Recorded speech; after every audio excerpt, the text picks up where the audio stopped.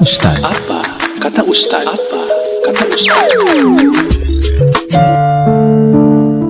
Saya coba simpulkan sebentar dengan cepat bahwa setelah selesai salat yang ditutup dengan salam itu, Assalamualaikum warahmatullahi, Assalamualaikum warahmatullahi. Kata Al-Quran, jangan terburu-buru untuk beraktivitas yang lain sebelum Anda menyempurnakan satu amalan yang amalan ini begitu dahsyat dalam pandangan Allah Subhanahu wa taala. Amalannya disebut dengan zikir. Di tulisan kami sudah disebutkan rincian amalan plus dengan dalil-dalilnya. Ya. Saya persingkat. Tema kita adalah tentang amalan pasca salat. Di bagian kedua ini. Baik. Ini tema kita. Kemudian amalan besarnya adalah zikir.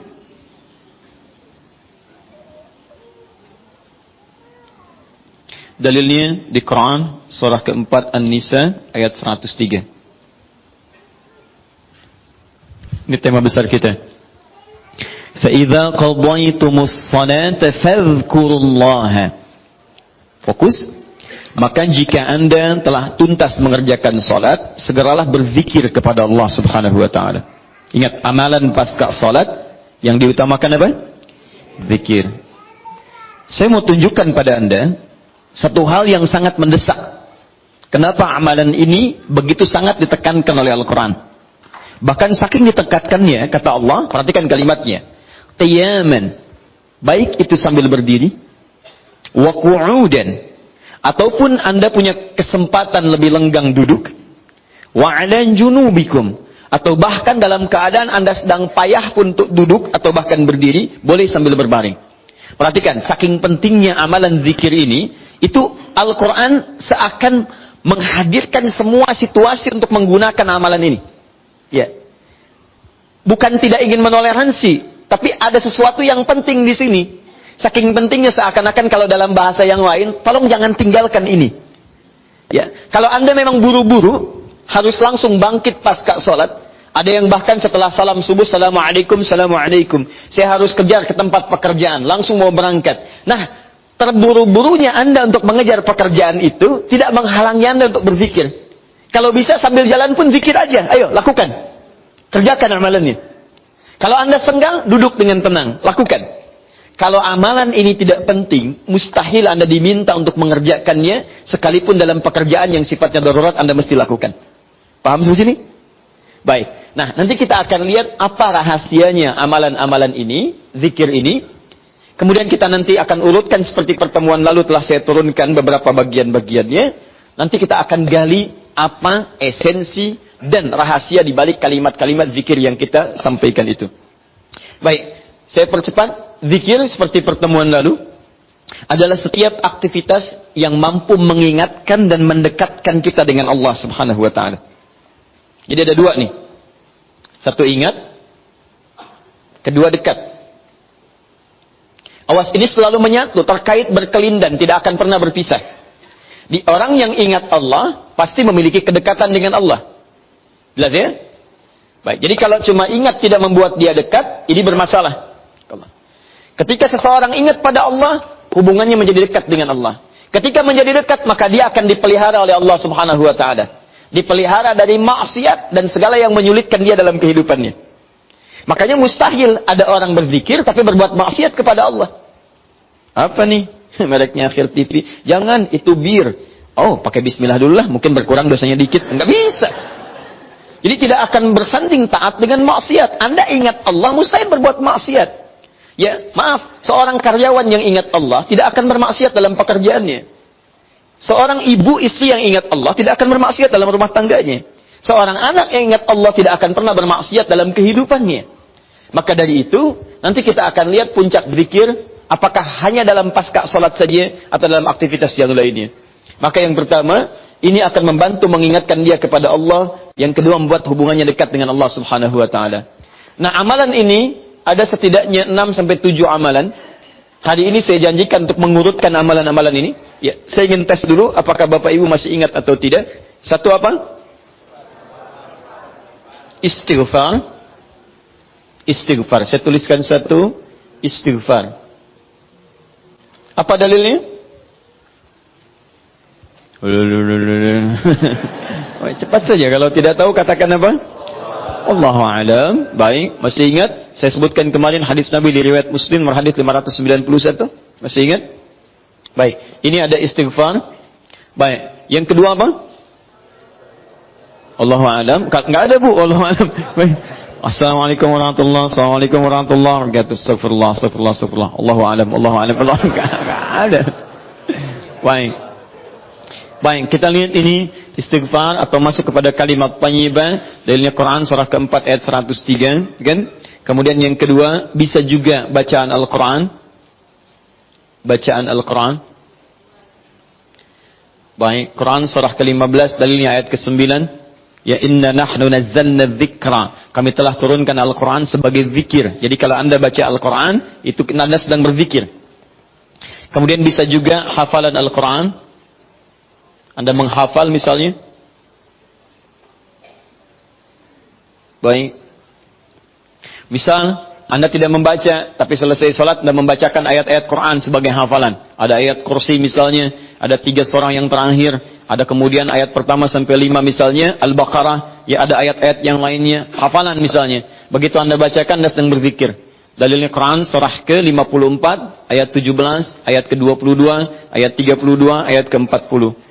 Ketika Allah menyebut para penghafal Quran, menyebutnya dengan proses berzikir. Walaqad yassarnal Qur'ana lidzikri. Kami telah mudahkan Al-Quran sebagai zikir. Ya, hafalan di sini zikir. Untuk dihafal, untuk berzikir. Jadi kalau Anda pasca salat kemudian membaca ayat-ayat Quran dalam hafalan bukan menggunakan mushaf, maka Anda sedang berzikir kepada Allah Subhanahu wa taala. Dan nilainya 4 kali lebih banyak dibandingkan dengan yang membaca. Ya. Nah. Apa? Doa itu juga sebagai zikir. Ya, Quran surah ke-7 misal dalilnya ayat 205. Wadhkur rabbaka fi nafsika tadarruan wa khifatan wa dunal jahri minal qaul. Ketika Allah meminta kita berdoa, kalimat doanya dalam bahasa perintah menggunakan kata zikir. Wadhkur rabbaka. Ayo minta, berdoa, sebut zikir kepada Rabbmu dalam dirimu. Dengan perasaan penuh harap, penuh ketawaduan. Minta kepada Allah. Jadi ketika Anda diminta untuk memohon, berdoa kepada Allah, kalimat doa itu menggunakan zikir. Jadi ketika Anda sedang berdoa, Anda sedang berzikir. Bukankah saat berdoa Anda ingat kepada Allah? Bukankah saat berdoa, keadaan Anda menjadi lebih dekat dengan Allah?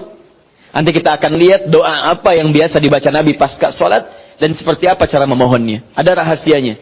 Anda tidak menggunakan ini, sangat disayangkan. Anda kehilangan momentum, dipercepat untuk memudahkan seluruh proses kehidupan Anda. 5. Masih ingat? Salat. Nanti ada lagi amalan. Pasca salat, ada salat. Di begitu selesai, Assalamualaikum, Assalamualaikum. Kapan kemudian ini kita mesti tunaikan salat yang ini? Dan ada rahasianya juga. Bahkan salat yang ini boleh jadi akan memberikan syafaat dengan izin Allah kepada hamba-hamba yang dirasakan kurang amalnya. Karena ketika amalan-amalan fardu tidak bisa menolong Anda dari proyek akhirat yang telah Anda cita-citakan untuk masuk surga itu, maka yang akan dicari pertama kali diantaranya adalah amalan yang ini. Maka Anda ketinggalan dari itu yang bisa membuat situasi tegang saat di akhirat. Hati-hati. Anda ketinggalan handphone, perasaan luar biasa sedihnya. Balik lagi ke Andur, dicari-cari lewat CCTV. Tapi Anda ketinggalan yang sunnah, kenapa tidak Anda buru kemudian? Tadi nggak sholat sunnah, besok lagi, Masya Allah. Belum tentu besok dia hidup. Dalilnya Quran surah ke-20 ayat ke-14. Ya, innani anallahu la ilaha illa ana fa'budni wa aqimis salata lidzikri. Saya Allah, tidak ada Tuhan yang layak disembah kecuali saya. Sembah saya. Bagaimana cara nyembahnya? Tunaikan salat sebagai zikir kepada saya. 6. Memperbanyak menyebut Allah, menyebut nama Allah, atau juga dengan al-asma'ul husna. Al-asma'ul husna. Dalilnya Quran surah kedua Al-Baqarah ayat 152. Fadhkuruni adzkurkum. Ayo cepat sebut nama saya, maka aku pun akan mengingatmu. Aku menyebutmu. Di orang yang selalu ingat Allah, nanti Allah akan ingat pada dia. Nanti saya kasih tahu rahasia yang paling besar. Bahkan ada orang yang saat membutuhkan ya dalam persoalan kehidupan kepada Allah, sebelum dia minta, karena Allah telah mengingatnya, Allah ringankan aktivitas kehidupan dunianya.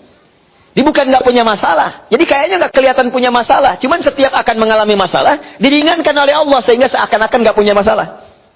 Nanti ini akan sangat menentukan bagian yang keenam ini, apakah hidup kita akan semakin mudah atau mendapati kesulitan yang berliku. Sebut nama Allah. Ya, bagaimana cara menyebutnya? Bisa disebut nama Allah langsung, bisa disebut dengan Asmaul Husna. Di mana dalilnya? Quran surah ke-17 nanti dari ayat 110 sampai 111-nya. Di ayat 111 tegas dikatakan, "Qulidullaha." Ayo sebut Allah, panggil, katakan Allah. Awidur Rahman atau Ar-Rahman, ayyamma tad'u falahul asmaul husna. Maka kapanpun Anda bisa memanggilnya, memintanya, Anda boleh memanggil dengan nama yang terbaik sesuai dengan kebutuhan Anda. Nanti saya kisahkan, ada orang baru selesai sholat, kemudian menyebut nama ini, dan satu di antara nama yang paling luar biasa, ketika dia selesai kata Nabi, dari mana kamu tahu menyebut dengan nama itu? Tahukah engkau, jika engkau melakukannya, maka engkau telah memanggil Allah, yang dengan panggilan itu, jika meminta akan segera diberikan, jika berdoa akan segera dikabulkan. Rahasianya luar biasa. Nanti kalau sudah tiba waktunya. Hadisnya sahih. Ya. Saking sahihnya, ini ditempatkan oleh Sayyid Qutb di dalam satu kitab yang Al-Aqaid Al-Islamiyah. Padahal kitabnya tentang akidah. Ketika membahas tentang asma wa sifat, nama-nama Allah subhanahu wa ta'ala. Hadis ini dimasukkan, padahal hadis ini amalan tentang amalan pasca salat. Ketujuh, bagian terakhir. Ini adalah indikator yang paling penting, yang terakhir ini. Sampai saya pisahkan tersendiri. Dalam aktivitas harian. Zikir paripurna. Ini yang zikir paripurna. Makanya saya kasih garis. Ini amalan pasca salat. Disebut dengan zikir. Bukan amalan biasa. Tapi semua amalan ini akan dibawa kepada seluruh aktivitas hariannya. Bukankah pasca sholat ada yang jalan, pasca sholat ada yang kerja, pasca sholat ada yang makan, pasca sholat bahkan ada yang masak, pasca sholat ada yang bicara. Maka orang yang pasca sholat zikirnya itu benar latihan zikirnya, maka makannya adalah makan dengan berzikir kepada Allah. Bicaranya zikir kepada Allah. Jalannya zikir kepada Allah subhanahu wa ta'ala. Nanti saya turunkan ayat-ayatnya, bagaimana orang berjalan sambil zikir. Bagaimana orang kemudian makan zikir. Bagaimana orang bicara zikir. Jangan-jangan selama ini kita hidup 24 jam tapi aktivitas kita tidak dalam rangka zikir kepada Allah subhanahu wa ta'ala.